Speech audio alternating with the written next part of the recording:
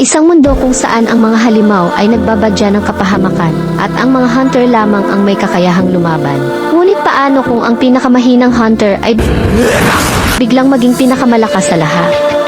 Sa kwentong ito, ating sasaksihan ang paglalakbay ng isang lalaking binansagang pinakamahina, ngunit itinadhana palang maging pinakamatindi. Ako si Song JTV, at ito ang buod ng Solo Leveling Season 1, Tagalog Full Recap.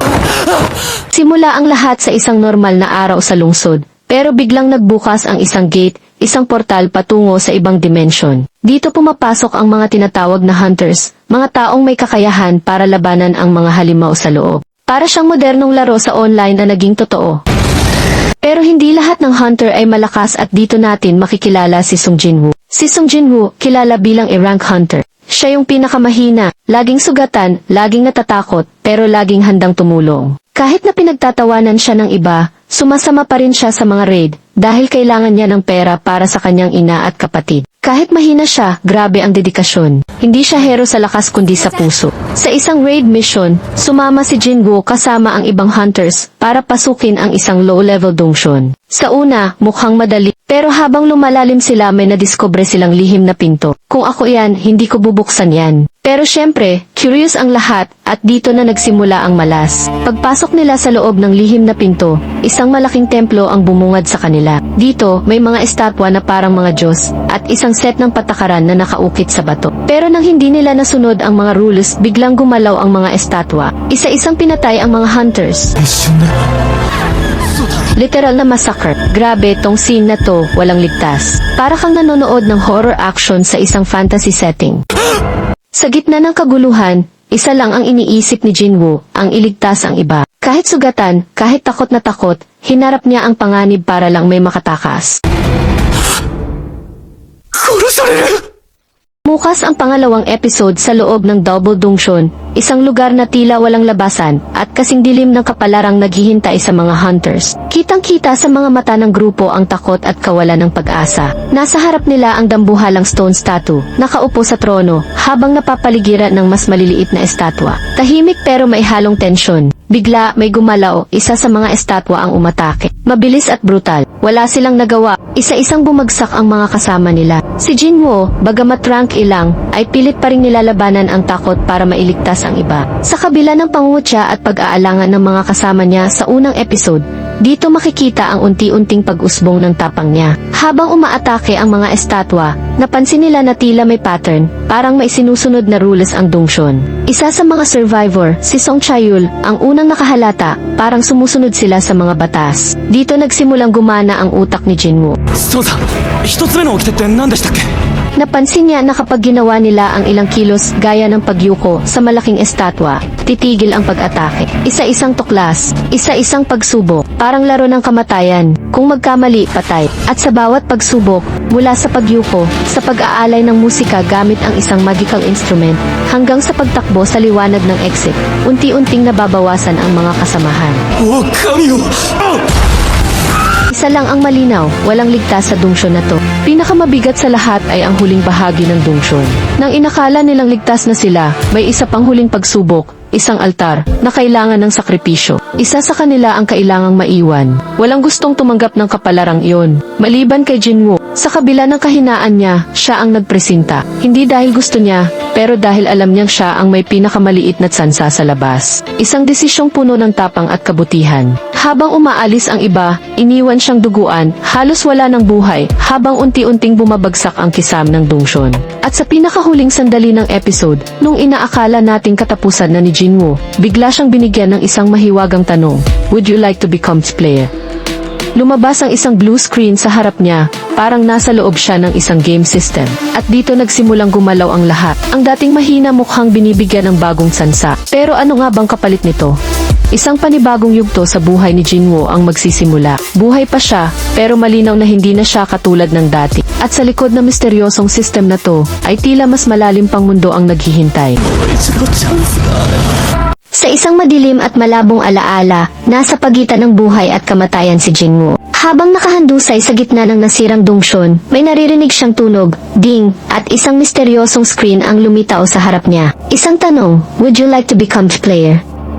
Pag-accept niya, biglang nag-flash ang liwanag at nagising siya sa ospital. Nagulat siya, buhay pa siya. At higit pa doon, napansin niyang may kakaiba na sa katawan niya. Wala na ang matinding sugat, wala na ang pilay, at higit sa lahat, mas magaan ang pakiramdam niya. Pero mas nakakagulat ang sunod na nangyari. Habang nakahiga, lumitaw ulit ang system sa harap niya. Parang nasa loob siya ng isang video game. May daily quests, rewards, penalties, at kapag hindi niya ito tinapos, may kapalit. Una niyang naranasan ang penalty zone. Hindi siya nag-training, kaya bigla siyang nilipat ng system sa isang bangungot na lugar, isang desert arena kung saan tinambakan siya ng monsters.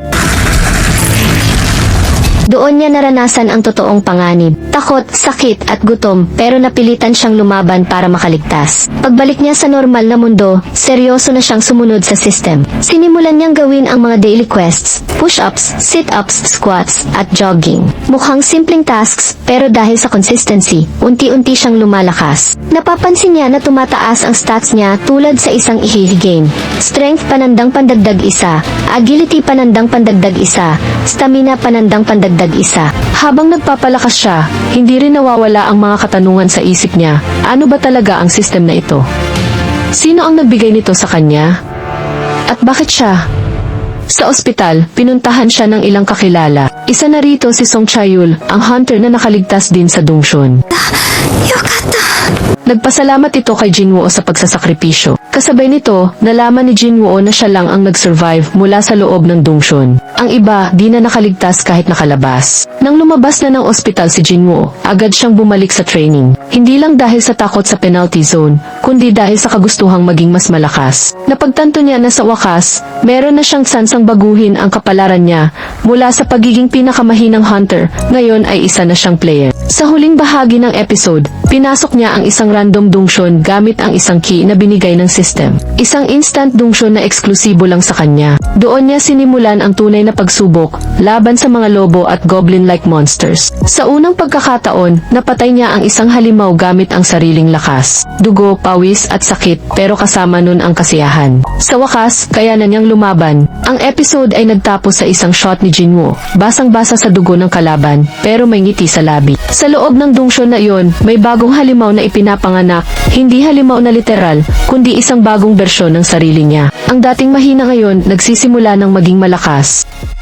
Nagpatuloy ang kwento habang nasa loob pa rin si Jinwoo ng instant dungsyon na binuksan gamit ang key na nakuha niya mula sa system. Ang dungsyon ay tila isang abandonadong underground ruin, madilim, makitid ang daanan at puno ng panganib. Pero ngayon, iba na ang Jinwoo, mas determinado, mas malakas at mas alerto. Habang umuusad siya sa loob, kaliwat kanan ang mga goblins at mababang level na monsters na sumusugod sa kanya. Pero bawat halimaw na kanyang pinapatay, mas lalong tumitibay ang loob niya. Hindi na siya basta sumusuray kapag nasusugatan. Ngayon, tinatanggap niya ang sakit, ginagamit ito bilang motivation. Makikita dito ang unti-unting pag-usbong ng confidence ni Jinwoo. Napapansin niyang tumataas ang level niya sa bawat patay niya sa kalaban. Nandyan din ang looting system, na parang sa isang online game. Nagda-drop ang mga halimaw ng weapons, items, at kung minsan gold. Tuwang-tuwa siya sa bawat notification na lumilitaw sa harap niya. Level up. Item acquired. Habang nagpapatuloy siya sa pag-explore, napunta siya sa mas malawak na bahagi ng dungsyon. Sa gitna nito, isang malaking halimaw ang naghihintay, isang steel-fanged lycan. Hindi ito ordinaryong kalaban. Sa unang sagupaan pa lang, tinamaan agad si Jinwoo. Mabilis, mabangis at malakas ang kalaban. Pero hindi siya umatras. Gamit ang bagong espada na nakuha niya sa loob ng dungsyon at ang mga natutunan niyang galaw mula sa system, lumaban siya ng buong tapang. Tiniis niya ang bawat atake, nagbasa ng galaw ng kalaban at unti-unting nahanap ang opening. Sa tamang tiempo, sinaksak niya ito ng malalim at tuluyang napatumba ang lycan. Humihingal siya, sugatan pero buhay. At higit sa lahat, panalo. Pagkatapos ng laban, lumabas ang reward chest, isang loot box na naglalaman ng isang rare weapon. Hindi na siya makapaniwala sa swerte niya. Kitang-kita ang saya at gulat sa mukha niya. Pero hindi lang basta kasiyahan ang nararamdaman niya, kundi kumpirmasyon, kaya niyang lumaban, kaya niyang mabuhay, at kaya niyang lumakas. Pero ang tunay na pagsubok ay dumating sa dulo ng dungsyon, nang lumitaw ang Blue Poison Fanged Giant Serpent, ang boss ng lugar na iyon. Isang dambuhalang ahas na may nakakalasong pangil at mabilis na galaw. Sa bawat pagsugod nito, kailangang umiwas si Jinwoo ng eksakto sa tamang timing, isang maling galaw lang, siguradong kamatayan. Sa kabila ng pagod at takot, hindi siya umatras. Gamit ang kanyang dagger, lakas ng loob, at matinding focus, tinuloy niya ang laban hanggang sa mapuruhan niya ito sa ulo at tuluyang mapatumba. Isang matinding tagumpay laban sa isang imposibleng kalaban. Paglabas niya mula sa dungsyon, isang gulo ang bumungad sa kanya. May nangyayaring dungsyon break sa malapit. Isang high-level dungsyon ang bumukas, at ang mga hunters ay hirap labanan ang halimaw na lumabas dito. Sa kabila ng pagod, napansin ni Jinwoo ang isang oportunidad. Hinagisan niya ng putol na espada ang halimaw mula sa mataas na lugar. Tumama ito sa tamang bahagi ng katawan ng monster, at naging daan para mapatay ito ng mga hunters sa baba. Tahimik lang si Jinwoo habang pinagmamasdan ang tagpo. Hindi siya umeksena, hindi siya nagpabida. Pero sa likod ng tagumpay ng mga hunters, alam natin, siya ang naging susi. Unti-unti, hindi na lang siya basta survivor. Isa na siyang mandirigmang may saysay. Matapos ang kanyang matinding laban sa instant dungsyon, si Jinwoo ay na-discharge mula sa ospital. Napansin ng mga nurse ang kanyang malaking pagbabago, mula sa dating payat at mahina, ngayon ay may matipunong pangangatawan na. Isa sa mga nurse, si Choi Ora, ay hindi napigilang humanga at hilingin ang kanyang numero. Sa bahay, napansin din ng kanyang kapatid na si Gina ang pagbabago sa kanyang hitsura. Ngunit sa kabila ng mga pagbabagong ito, pinili ni Jinwoo na panatilihing lihim ang kanyang bagong lakas at kakayahan. Upang kumita ng pera, sumali si Jinwoo sa isang raid team na pinamumunuan ni Hwang Dong-suk. Kasama rin sa team si Yoo Jin-ho, isang drunk hunter na anak ng isang mayamang negosyante. Napansin ni Jinwoo na walang healer sa grupo, na karaniwan ay bahagi ng isang raid team, kaya't naging mapagmatsyag siya sa mga kilos ng kanyang mga kasama. Sa kabilang banda ng kwento, ipinakita rin ang isang misteryosong rank hunter na abala sa training. Isang lalaki na may kakaibang presensya, habang paulit-ulit niyang hinahampas ang isang makapal na bato gamit ang hubad na kamay. Samantala, sa loob ng dungsyon kung saan sumama si Jinwoo bilang porter, matagumpay nilang nilinis ang mga kalaban sa unang bahagi ng dungsyon at mabilis na nakausad papunta sa boss room. Ngunit sa halip na tapusin agad ang raid, naramdaman ni Jinwoo ang kakaibang tensyon sa hangin. Hindi pa man nagsisimula ang tunay na laban sa boss, nagsimulang magpakita ng kahina-hinalang kilos ang ilan sa kanyang mga kasama, tahimik, pero puno ng intensyon. Sa likod ng kanilang mga ngiti, nagtatago ang balak na pagtataksil. Sa loob ng boss room, iniwan ni Hwang Dong-suk sina Jinwoo at Jin-ho. Umaasang mapapatay sila ng halimaw na si Boryura, isang dambuhalang gagamba. Habang umaalis, pinag-usapan nila ang plano na bumalik sa pamamagitan ng mga side tunnel upang kunin ang mga mana crystals at kagamitan ng mga biktima. Sa kabila ng panganib, hinarap ni Jinwoo si Boryura. Bagamat hindi tumatagos ang kanyang mga sandata sa matigas na balat ng gagamba, ginamit niya ang kanyang bilis at estratehiya upang mapuruhan ito. Sa huli, nagtagumpay siyang talunin si Boryura. Pagkatapos ng laban, bumalik sina Hwang Dong-suk at ang kanyang grupo upang tapusin sina Jinwoo at Jin-ho. Ngunit sa halip na umatras, hinarap ni Jinwoo ang mga traidor. Isa-isang tinalo ni Jinwoo ang mga kasamahan ni Hwang na ikinagulat ng lahat. Sa huli, napatay niya si Hwang Dong-suk na hindi makapaniwala sa kanyang lakas. Habang nangyayari ang lahat ng ito, ipinakita rin ang mahigpit na training ng dalawang makapangyarihang pinuno ng Hunter Association, si Chairman Go Gon-hee at ang Vice Chairman. Sa kabila ng kanilang katungkulan at edad, patuloy silang nagsasanay upang mapanatili ang kanilang lakas, handang humarap sa kahit anong banta na maaaring dumating sa mundo ng mga hunters. Matapos ang laban, pinili ni Jinwoo na huwag patayin si Jin-ho. Sa halip, tinulungan niya itong makalabas ng dungsyon. Si Jin-ho, na labis ang pasasalamat, ay nag-alok ng pakikipagtulungan kay Jinwoo sa mga susunod na raid. Habang umaalis sina Jinwoo at Jin-ho sa dungsyon, tinanggap ni Jinwoo ang mga gantimpala mula sa kanyang sistema, kabilang ang isang bagong kasanayan. Sa labas, napansin niyang umuulan, at natuwa siyang naibigay niya ang payong sa kanyang kapatid na si Gina, bago siya umalis.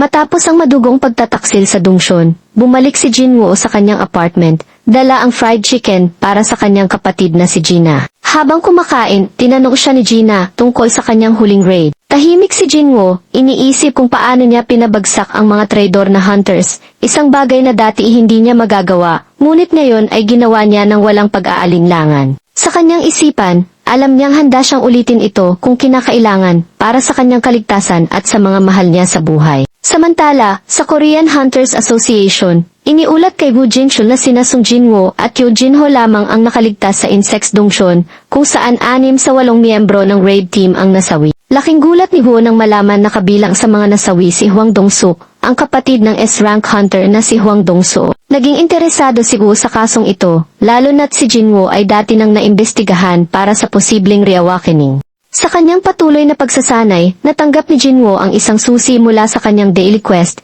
isang susi na magbubukas ng daan patungo sa Demon's Castle, isang S-rank Dongshon na puno ng apoy at panganib. Dito, makakakuha siya ng mga sangkap para sa Elixir of Life, isang substansyang kayang pagalingin ang lahat ng karamdaman. Sa loob ng Demon's Castle, hinarap ni Jinwoo ang Cerberus, ang tagapagbantay ng impyerno. Sa kabila ng matinding laban at halos ikamatay niya, nagtagumpay si Jinwoo na talunin ang halimaw. Bilang gantimpala, nakakuha siya ng Fang of Cerberus, isang Rank Dagger, at ang Recipe para sa Elixir of Life. Sa pagtatapos ng episode, habang nagpapahinga si Jinwoo, napaisip siya, maaari kayang makaramdam ng takot ang mga halimaw. Isang tanong na nagpapahiwatig ng kanyang patuloy na paglalakbay sa pagiging mas malakas at sa pagharap sa mas malalaking panganib na darating. Nakatitig lang si Sung Jinwoo sa mga kamay niyang minsang mahina, ngayon ay puno na ng lakas. Isa-isa niyang inalala ang kanyang pinagdaanan, mula sa pagiging isang ordinaryong i-rank na hunter na halos hindi makapatay ng isang halimaw, hanggang sa araw na nabago ang lahat. Isang dungsyon ang naging pintuan ng pagbabago, isang dambuhalang lugar na puno ng mga nilalang na dapat ay ikamamatay niya. Ngunit sa halip na kamatayan, isang mahiwagang sistema ang nagbukas ng bagong daan. Isang tinig, isang utos, isang misyon, at ang simula ng kanyang pagsilang bilang isang naiibang uri ng mandirigma. Sa bawat araw, pinilit niyang sumunod sa mga mahigpit na pagsubok ng sistema. Mga pagsasanay na halos ikamatay niya, ngunit sa bawat patak ng pawis, sa bawat kirot ng katawan, unti-unti siyang nagiging matatag. Nagsimula siyang makipaglaban, hindi lang sa mga halimaw, kundi pati na rin sa sarili niyang takot. Naalala niya ang araw na nilabanan niya ang isang dambuhalang gagamba. Hindi na siya umaasa ng tulong mula sa iba, dahil alam niyang sa mundong ito, ang mahina ay kinakain ng malakas. Mula noon, tinanggap na niya ang katotohanan ito. Kung nais niyang mabuhay, kailangan niyang lumakas. Ngunit hindi lang katawan ang pinatatatag niya, pati puso't isipan. Sa kanyang puso, dala niya ang pagmamahal sa kanyang kapatid na si Gina, at ang alaala ng kanyang ina na patuloy niyang pinanghahawakan.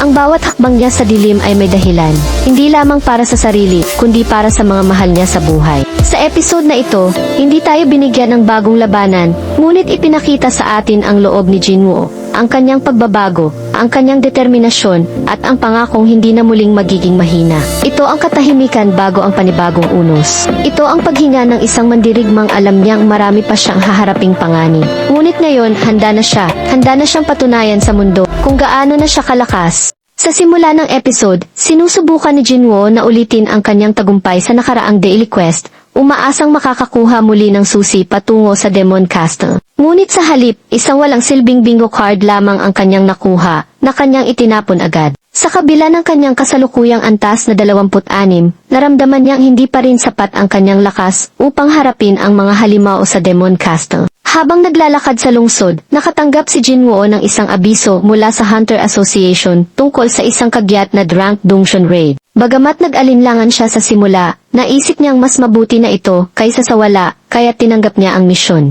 Samantala, sa isang palaruan, habang nagpapahinga si Cha Hain matapos ang kanyang pagsasanay, napansin niyang may isang lalaki na nakatingin sa kanya. Lumapit ito at nagpakilalang si Yu Byung-gil mula sa Eugene Construction. Ipinahayag nito ang hangarin ng kanilang kumpanya na bumuo ng isang bagong guild at inalok si Hain na maging guild master. Sa kabilang banda, sa isang dojo, habang nagtuturo si Song Chaeul ng kumdo sa kanyang mga estudyante, nakatanggap din siya ng abiso para sa kagyat na raid. Bagamat may edad na at may kapansanan sa braso, ipinahayag niya ang kanyang hangarin na patuloy na maglingkod sa lipunan hanggat kaya pa niya. Sa tahanan ni Kim Sang-shik, habang pinagmamasdan ang kanyang anak na si Eunji na naglalaro, nakatanggap din siya ng abiso para sa raid. Bagamat nag-aalala ang kanyang asawa, ipinaliwanag ni Kim ang kanilang pangangailangang pinansyal, lalo na't papasok na sa kindergarten si Eunji, at sa middle school naman ang kanilang panganay na si Eunha. Sa kabila ng panganib, napagpasyahan niyang sumali sa raid para sa kapakanan ng kanyang pamilya. Sa huli, muling nagkita sina Jinwoo at Yu Jinho. Tinanggap ni Jinwoo ang alok ni Jinho na sumali sa isang serya ng 19 na F-rank raids. Gayunpaman, may kondisyon siya. Silang dalawa lamang ang sasali sa mga raids, at maghahanap sila ng mga bayarang hunters upang makumpleto ang kinakailangang 8 miyembro. Bagamat nag-aalangan si Jinho, umayag siya sa plano ni Jinwoo. Sa pagtatapos ng episode, makikita ang determinasyon ni Jinwoo na patuloy na palakasin ang kanyang sarili. 強くならなければ Hindi lamang para sa kanyang sariling kapakanan, kundi para rin sa kanyang pamilya at sa mga taong umaasa sa kanya. もっとレベルアップを Tatlong dating bilanggo ang isinama sa bagong misyong paglilinis ng isang kuweba. Bilang bahagi ng programang muling pagbabalik sa lipunan, sila ay pinayagan ng asosasyon na makilahok sa mga pagsalakay upang mabilanggo ang kanilang mga pagkakasala. Kasama nila sa pangkat si Kang Taeshik, isang tagapagbantay ng mga ngaso mula sa asosasyon na siyang tagamasid sa tatlong bilanggo. Sa kabilang banda, kasama rin sa grupo ang mga pamilyar na mukha, si Song Chayul, ang batikang mandirigma, si Lee Juhee, ang manggagamot na ilang ulit nang nasangkot sa mga salinlahi ng panganib, at si Kim Sang-shik, na minsan nang sumama sa kapahamakan ng templo ng Kartenon. At higit sa lahat, naroon si Sung Jinwoo, ang dating pinakamahinang mga ngaso na ngayoy tila may ibang lakas na taglay. Habang nililinis nila ang kuweba mula sa mga mababangis na goblin, naging malinaw sa grupo ang malaking pagbabago kay Jinwoo. Sa bawat patay ng halimaw, sa bawat galaw ng kanyang katawan, kitang-kita ang pag-usbong ng kanyang taglay na kapangyarihan. Humanga si Song Chayul, natuwa si Juhee, at nagsimulang magsisi si Kim Sang-shik sa mga dating paghamak kay Jinwoo.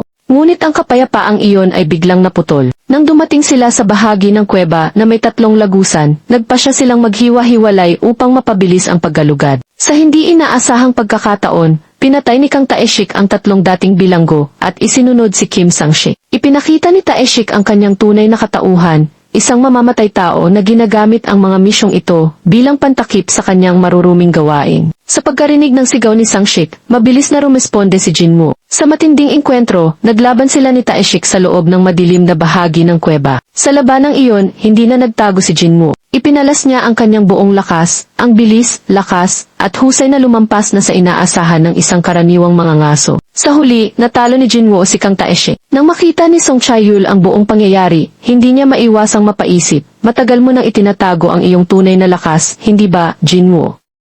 Ang episode na ito ay naging patunay na ang lakas ni Jinwoo ay hindi na maikakaila. Hindi na siya ang dating umaasa sa iba. Siya na ang nagtatanggol, ang nangunguna, at ang susi sa pagbabago ng lahat.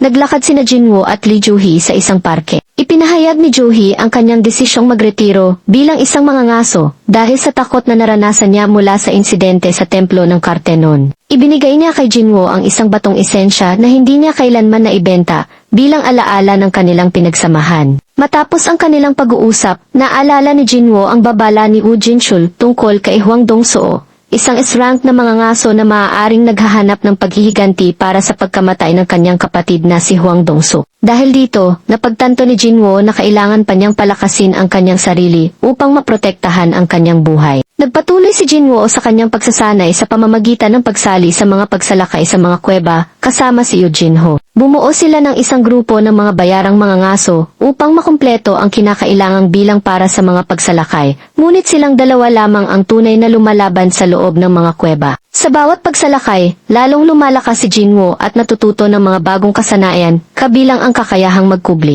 Sa isa sa kanilang mga pagsalakay, sumama sa kanila si Han Song-yi, isang kamag-aral ng kapatid ni Jinwoo na si Gina, na kamakailan lamang ay nagising bilang isang i-rank na mga ngaso. Bagamat may pag-aalinlangan si Jinwoo sa kanyang pagsali, pinayagan niya ito upang magkaroon ng karanasan si Song-yi. Habang patuloy ang kanilang mga pagsalakay, napansin ni An Sang-min ng White Tiger Guild ang kahusayan ni Jinwoo. Nais niyang kunin si Jinwoo upang sumali sa kanilang guild, ngunit sa halip, ibinenta ni Jinwoo ang karapatan sa 3 fee-rank na kuweba sa kanila na nagpapakita ng kanyang talino sa pakikipagnegosasyon. Sa pagpapatuloy ng kanyang paglalakbay, tinanggap ni Jinwoo ang hamon ng isang misyon para sa pagbabago ng propesyon. Sa pagpasok niya sa mahiwagang kuweba, agad siyang sinalubong ng mga nilalang na sunod-sunod ang paglusob, kabalyerong may baluti, at mga halimaw na tila mas mataas ang antas kaysa sa mga karaniwang nilalang sa ibang kuweba. Bawat isa sa kanila ay may matinding lakas at matatalim na sandata. Kahit mag-isa, hindi na tinag si Jinwoo. Gamit ang kanyang mga kasanayan sa bilis at estratehiya, isa-isang bumagsak sa kanyang kamay ang mga kalaban. Sa bawat sandaling lumilipas, ramdam niya ang unti-unting paglalim ng kanyang karanasan at abilidad. Habang papalalim ng papalalim ang kanyang paglalakad sa loob ng kuweba, napansin ni Jinwoo na tila pinipilit siyang pagurin at saktan ng sunod-sunod na pagsalakay. Walang pahinga, walang lunas, isang uri ito ng pagsubok upang makita kung karapat-dapat nga ba siya sa isang bagong katauhan. Ang mismong paligid ng kuweba ay tila nilikha upang ubusin ang kanyang lakas. Ang hangin ay mabigat, at ang bawat yapak niya sa malamig at madilim na bato ay punong-puno ng tensyon. Sa kabila nito, ang kanyang determinasyon ay hindi matitinag. Alam niyang hindi ito ordinaryong misyon, ito ay hakbang patungo sa mas mataas na layunin. Habang lumalalim ang kanyang paglalakbay, hinarap ni Jinwoo ang isa sa pinakamalalakas na halimaw sa kuweba, isang pulang kabalyero na nagngangalang Igris. Matikas, tahimik, at may dalang maitim na espada, si Igris ay hindi basta-bastang nilalang. Sa kanilang salpukan, ramdam ni Jinwoo na ang bawat pag-atake ni Igris ay maihalong disiplina at husay ng isang bihasang mandirigma. Sa gitna ng banggaan ng mga espada at pag-iwas sa malalakas na hampas, dahan-dahang nababasa ni Jinwoo ang galaw ng kalaban. Sa huli, gamit ang mabilis at matalinong galaw, napabagsak niya si Igris, ngunit batid niya ang may mas mabigat pang hamon na darating. Samantala, sa labas ng kuweba, ipinapakita rin ang pulong ng mga pinuno ng malalaking pangkat ng mga mangangaso. Pinag-uusapan nila ang posibilidad ng paglusob sa isla ng Jeju, isang lugar na matagal nang inabandona ng mga tao dahil sa patuloy na pananakop ng mga makapangyarihang halimaw. Isa itong lugar na puno ng panganib, ngunit kung hindi maagapan, maaring tuluyang mapuno ng halimaw ang buong bansa. Isa-isang nagpahayag ng suporta ang mga pinuno ng kilalang mga pangkat, tanda ng nalalapit na malaking digmaan sa pagitan ng sangkatauhan at ng mga nilalang mula sa dilim. Matapos ang tagumpay ni Jinwoo sa pakikipaglaban kay Igris, ang pinuno ng mga kabalyerong may makapal na baluti, hindi pa rin doon nagtapos ang kanyang pagsubok. Habang siya'y sugatan at pagod na, isang bagong banta ang lumitaw mula sa gitna ng trono, isang dambuhalang nilalang na nilikha ng pinagsanib na kapangyarihan ng mga natitirang salamangkero. Isa itong halimaw na higit pa sa lakas ng mga nauna niyang nakalaban. Halos wala nang natirang lakas si Jinwoo upang makipaglaban, pero wala siyang ibang pagpipilian kundi ang humarap. Sa kanilang sagupaan, ininda ni Jinwoo ang bawat hampas ng halimaw. Ang kanyang katawan ay halos bumigay. Tinamaan siya ng sunod-sunod na atake hanggang sa halos mawalan na siya ng ulira. Sa pinakadelikadong sandali, sa gitna ng pagdanak ng kanyang dugo at pagragasa ng sakit, naisip niyang ito na ang kanyang katapusan. Ngunit bago tuluyang magsara ang kanyang mga mata, biglang lumitaw ang mensahe mula sa kanyang sistema, aktibong penalty zone. Sa isang iglap, ang kanyang katawan ay inilipat sa isang lugar na pamilyar sa kanya, ang penalidad na espasyo kung saan siya otomatikong ipinapadala kapag hindi niya tinatapos ang misyon. Sa loob ng penalty zone, sinubukan niyang mabuhay habang nilalabanan ang walang katapusang alon ng mga dambuhalang mga halimaw. Sa kabila ng pagod, dito niya unti-unting naibalik ang kanyang lakas habang pinipilit ang sariling lumaban upang mabuhay. Sa puntong iyon, napagtanto niya na kahit sa bingit ng kamatayan, hindi siya basta-basta bibitawan ng sistema. Bagamat tila isang parusa, ang penalty zone ang naging dahilan upang muli siyang makabangon at magpatuloy. Samantala, sa labas ng kuweba, patuloy ang pag-uusap ng mga pinuno ng mga kilalang pangkat ng mga ngaso. Inihahanda na nila ang kanilang mga grupo para sa isang malawakang operasyon sa isla ng Jeju, upang subukang bawiin ito mula sa mga halimaw. Sa kanyang pagbabalik mula sa penalty zone, agad niyang tinapos ang huling halimaw sa pagsubok. Matapos ang tagumpay, ginantimpalaan siya ng sistema ng bagong kakayahan, ang kapangyarihang buhayin ang mga nilalang bilang kanyang aninong sundalo. Gamit ito, agad niyang ginawang anino si Igris, kasama ang ilan sa mga kabalyerong kanyang tinalo. Sa wakas, nagsimula ng mabuo ang sarili niyang hukbo ng kadiliman. よろしく頼む。 At dito nagtatapos ang ating buod sa solo leveling sa una nitong season. Kung gusto niyo ng buod para sa pangalawang season, mag-comment kayo sa baba at huwag kalimutan mag-subscribe sa ating munting YouTube channel at Facebook page na Songji TV kung saan walang kwenta ang walang kwento. Pindutin ang notification bell. Paki-share na rin. Maraming salamat sa inyong panonood.